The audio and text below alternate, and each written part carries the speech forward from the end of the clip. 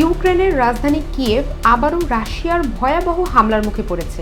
গতকাল মধ্যরাত থেকে শুরু হওয়া ড্রোন ও মিসাইল হামলা ঘণ্টার পর ঘণ্টা ধরে অব্যাহত ছিল। কিয়েভের সামরিক প্রশাসনের প্রধান তাইমুর তাকাচেনকো জানিয়েছেন, এই হামলায় অন্তত ৩ জন নিহত হয়েছে এবং আহত হয়েছেন আরও ১০ জন।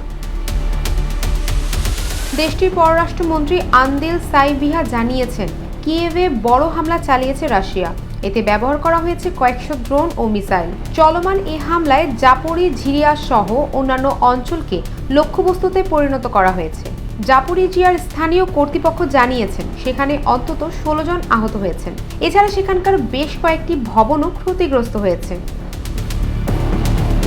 কিয়েভ সহ বিভিন্ন শহরে এই হামলার জেরে ব্যাপক ক্ষয়ক্ষতির খবর পাওয়া গেছে। ভয়াবহ বিস্ফোরণের শব্দে বারবার কেঁপে উঠেছে কিয়েভ।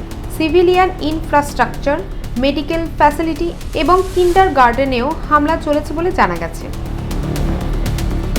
ক্রমবর্ধমান হামলার মুখে জীবন বাঁচাতে কিয়েভের বহু বাসিন্দা ভূগর্ভস্থ মেট্রো স্টেশনগুলোতে আশ্রয় নিয়েছেন। সাধারণ মানুষের মধ্যে আতঙ্ক ও অনিশ্চয়তা বাড়ছে। আর কর্তৃপক্ষ বলছে, এই হামলা রাশিয়ার যুদ্ধ কৌশলের আরেকটি ভয়াবহ দৃষ্টান্ত। International desk, global voice 24।